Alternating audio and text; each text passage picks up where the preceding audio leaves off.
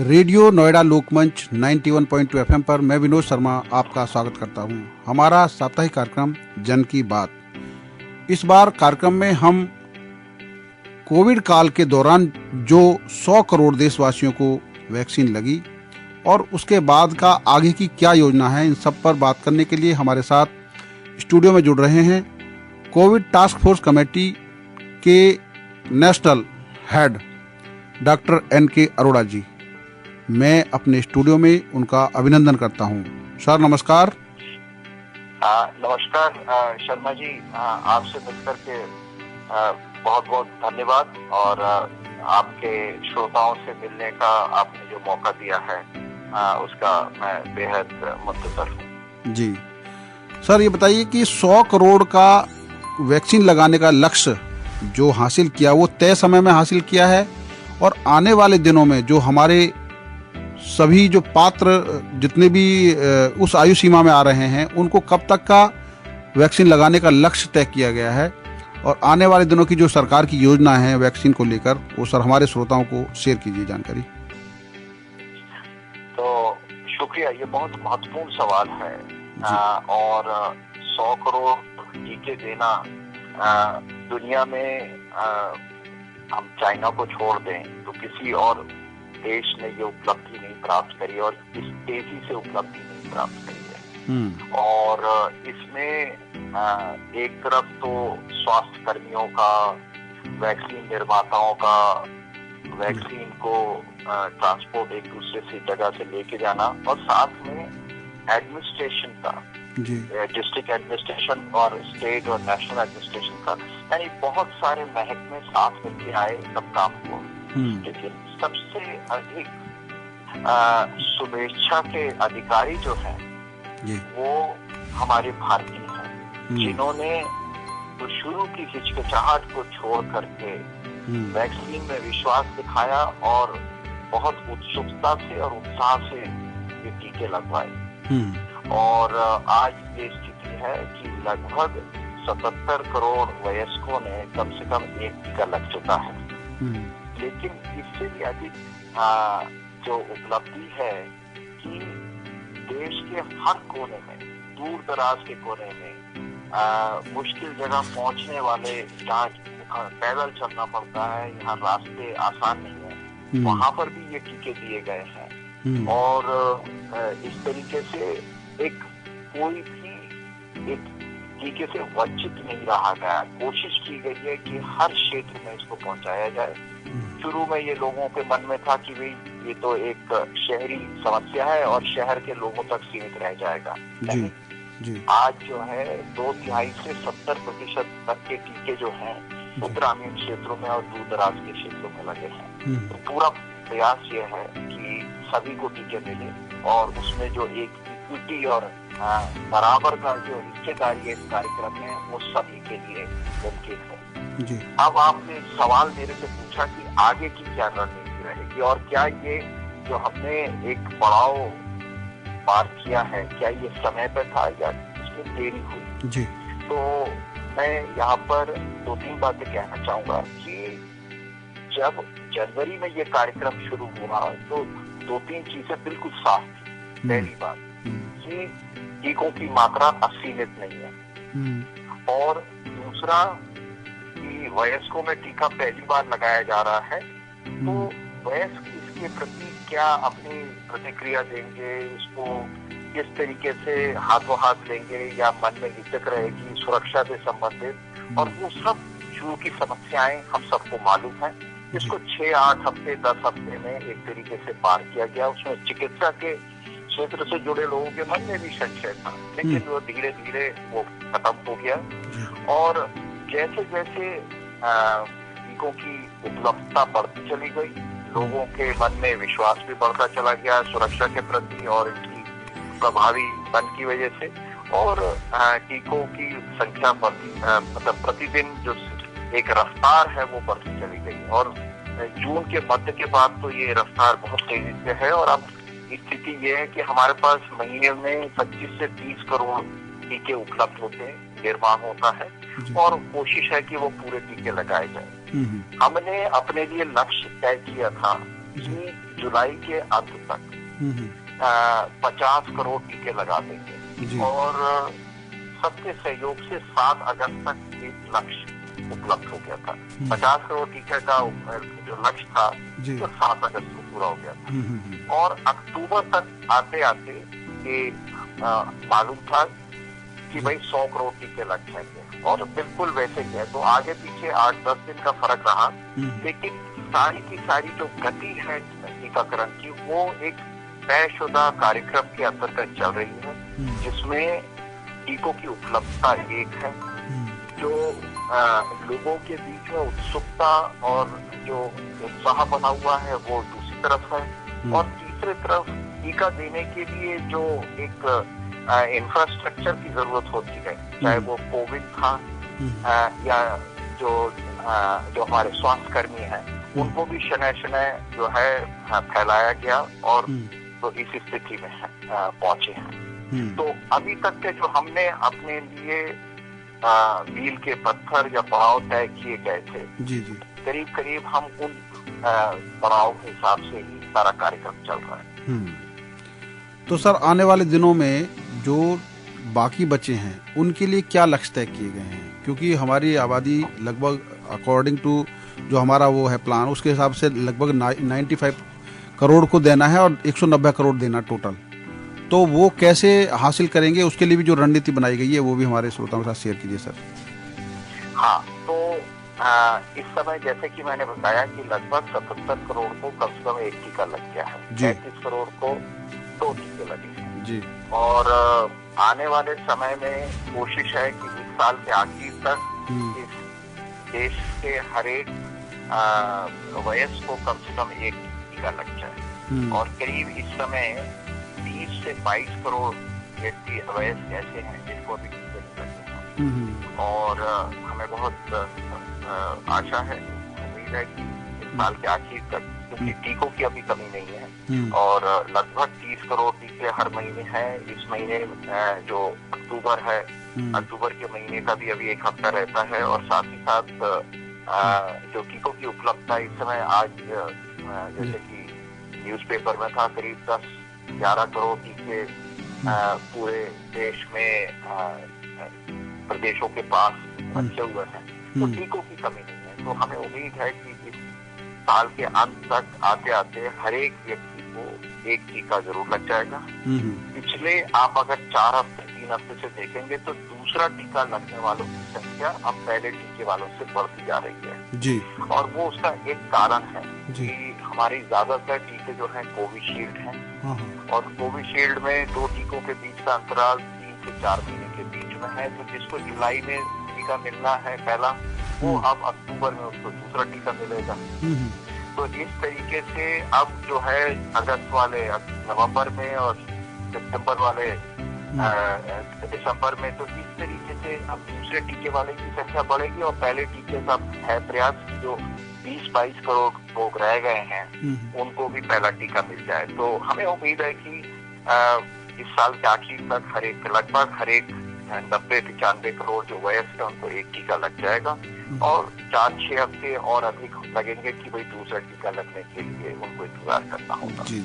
तो ये अभी हमारा अगला पड़ाव जो है कि वयस्कों में, और यहाँ पर मैं एक और भी बात कहना चाहूंगा कि लगभग आधे से थोड़े कम जो प्रदेश हैं और आबादी है कुल मिलाकर के, उसमें 90% से ज्यादा वयस्कों को टीके लग चुके हैं। बड़े बड़े प्रदेशों में, केरल में, आंध्रा में, इधर हिमाचल में और बहुत सारे प्रदेश हैं जहाँ पर वयस्कों में 90% से ज्यादा लोगों को टीका लग चुका है।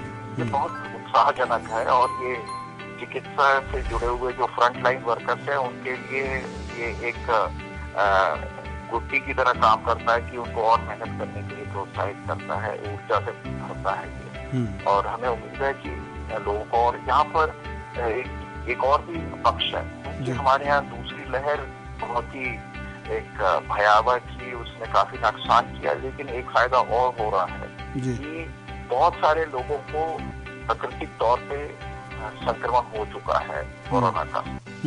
तो उसके बाद अगर टीका लगता है तो टीके की जो प्रभावी क्षमता है और ज्यादा हो जाती है, बूस्टर की तरह काम करता है। तो इस समय एक नेशनल वैक्सीन ट्रैकर बनाया गया है। उसके हिसाब से एक डोज की जो मृत्यु से बचाव है वो 97% है, और 2 इंजेक्शन से लग जाता है तो मृत्यु से बचाव जो है 98% है। यानी ये भी एक ऐसी चीज है कि हम पहला टीका पूरा लगा लेंगे और दूसरा टीका फिर लग जाएगा, तो एक तरीके से डबल बैरल हमारा प्रोटेक्शन होने की हमारे को पूरी उम्मीद है।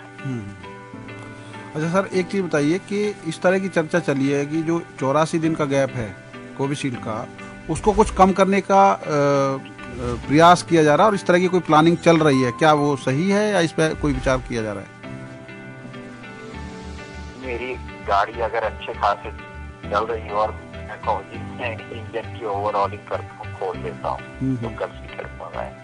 अभी ऐसा कोई विचार नहीं चल रहा। हम डेटा लगातार देखते चले जा रहे हैं। जब ये निर्णय मई के मध्य में लिया गया था तब भी वैज्ञानिक आधारों पर लिया गया था। जी।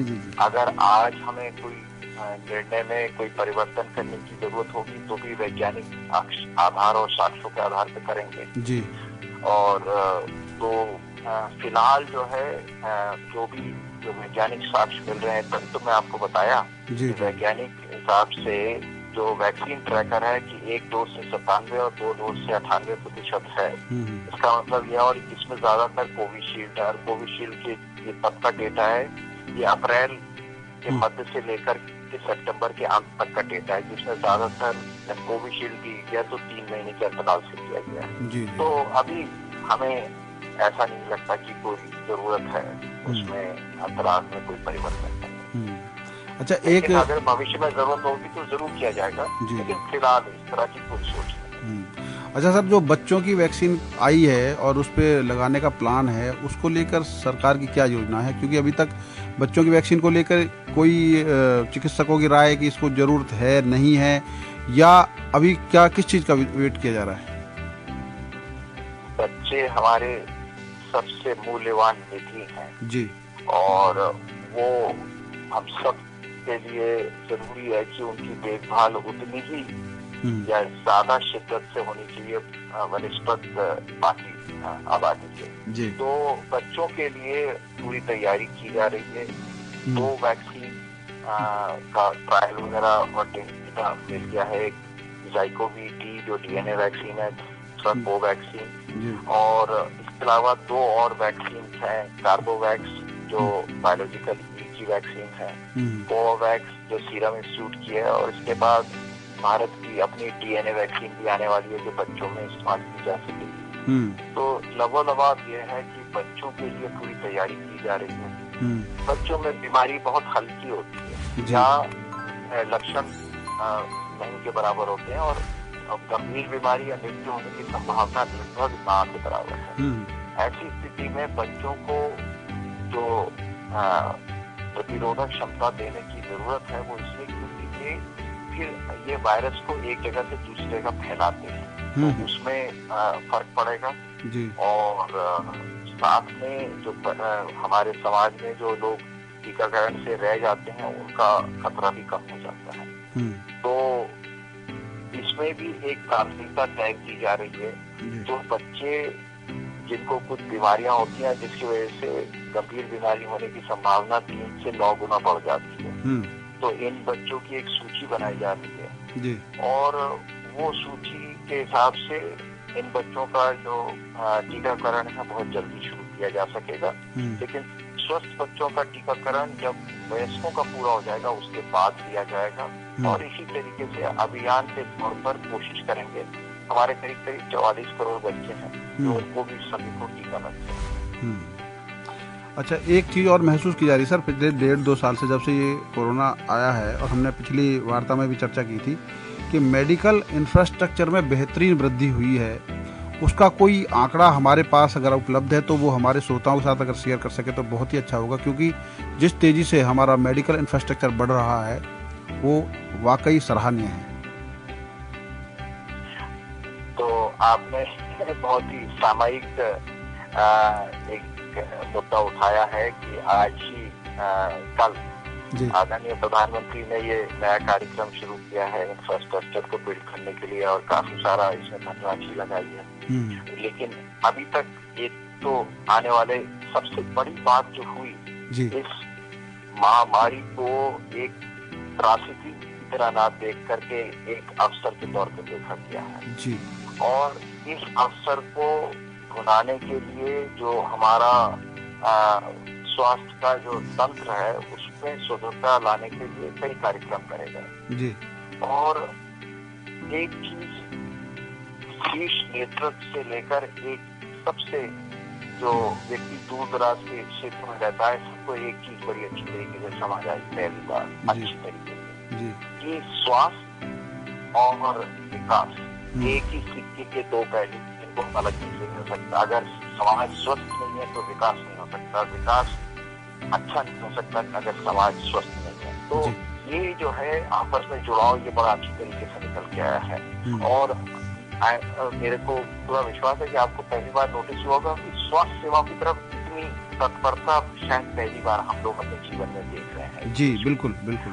और मेडिकल कॉलेज और हॉस्पिटल तो ये तो सारा चल रहा है, लेकिन जो एक आंकड़ा जो आप पूछना चाह रहे हैं कि कुछ बताएं जिससे लगे विश्वास हो कि इस दिशा में काम हो रहा है, वो एक ये कि हर जिला स्तर पे अब जो भी अस्पताल है डिस्ट्रिक्ट हॉस्पिटल उसमें सब में ऑक्सीजन प्लांट लग गए हैं। पूरे 750 जिले हैं हमारे। नंबर 2, 50 बेड से बड़े नर्सिंग होम या हॉस्पिटल्स हैं, उनमें भी उनको कहा गया है कि एक कोई डेडलाइन दी गई है, या तो खत्म हो गई या आने वाली है, उसमें अपने हॉस्पिटल में वो ऑक्सीजन का प्लांट लगाएंगे, जिससे कि आने वाले समय में किसी भी महामारी और किसी भी आपदा का बहुत अच्छी तरीके से सामना किया जाए। दूसरा, हर एक मेडिकल कॉलेज को कहा गया है कि बच्चों की देखभाल के लिए एक विशेष वार्ड होना चाहिए जिसमें कोविड या महामारी से जो प्रभावित बच्चे हैं उनके लिए आईसीयू का, स्पेशल बेड्स का, ऑक्सीजन बेड्स का करें।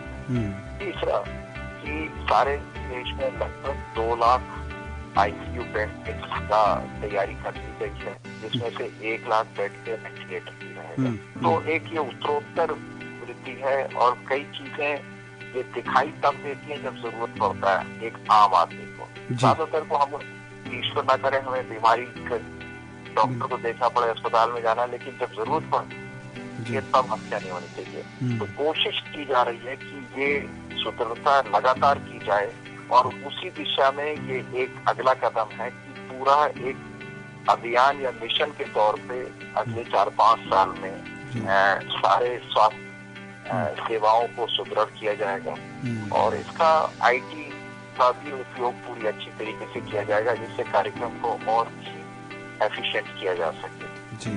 एक जो महत्वपूर्ण चीज और हो रही है कि देश के लगभग हर जिले में मेडिकल कॉलेज खोलने की तैयारी है और ये एक बहुत बड़ा, क्योंकि अगर किसी जिले में मेडिकल कॉलेज आ जाता है तो वहाँ की जो प्राइवेट सेक्टर की सुविधाएं हैं उनमें भी सुधार आ जाता है, गुणवत्ता बेहतर हो जाती है, क्योंकि एक सबकॉन्शियस लेवल पे कंपटीशन होता है। तो हमें उम्मीद है कि हमारे होते हुए आने वाले 5 साल में 6 साल में हम दुनिया की किसी भी विकसित देश की बराबरी कर सकेंगे जहाँ तक स्वास्थ्य सेवाओं का संबंध है। जी, आखिरी सवाल सर ये है कि त्योहारों का सीजन आ रहा है और अपील भी की जा रही है कि आने वाले दिनों में त्योहारों में कैसे रहा जाए। हमारे श्रोताओं को आप बताइए सर, सरकार की तरफ से जो गाइडलाइन है कि किस तरीके से वो अपना भी, परिवार का भी और समाज का सबका बचाव करें ताकि आने वाले दिनों में इसको बीमारी को बढ़ने का फिर से मौका ना मिले। जी, तो एक तो मैं सबको सब दोबारा शुभकामनाएं दूंगा कि दशहरा अभी बीता है 10 दिन पहले जी, लेकिन केसेस में कोई विशेष वृद्धि नहीं हुई है। इसका मतलब हम सब लोगों ने संयम दिखाया है, अपने को संयत रखा है जी।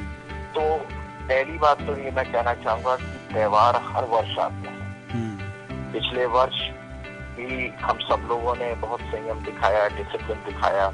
इस साल भी अगर हम दिखाएंगे तो हम इस महामारी से पार करने में हमें कोई परेशानी नहीं होगी, क्योंकि महामारी 100 साल में एक बार आती है। जी। त्योहार हर साल आते हैं, तो एक साल संयम और दिखाते हैं तो बहुत अच्छा।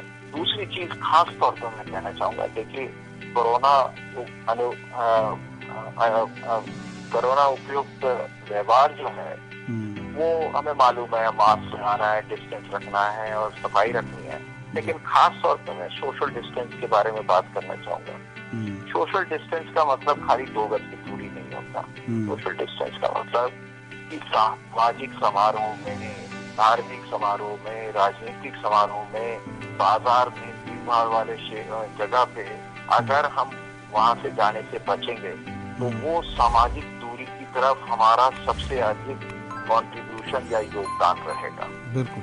तो ये सबसे महत्वपूर्ण है, क्योंकि एक चीज और भी है, मैंने टीका लगवा दिया, मेरे को अपने मुंह पे मास्क लगाया हुआ है, लेकिन जो मेरे साथ भीड़ में खड़ा हुआ है उसका क्या सिचुएशन है, वो कहीं इन्फेक्शन तो नहीं किए हुआ, जिससे मेरे में इन्फेक्शन संक्रमण हो सकता है मेरे को लक्षण नहीं पैदा होंगे, लेकिन संक्रमण होकर के मैं अपने परिवार के बच्चों को संक्रमित कर सकता हूँ, मैं अपने परिवार के बाकी बुजुर्गों को और बाकी लोगों को जो टीका नहीं लगा उनको कर सकता हूँ, आस पड़ोस में कर सकता हूँ। तो मेरी सबसे हाथ जोड़ के विनम्र विनती है कि इस त्योहार को भी एक संयत ढंग से घर पे ही अपने परिवार के साथ मनाएं, और जिससे कि तीसरी लहर को यहाँ भारत में आने से डर भी लगे और ना आ पाए।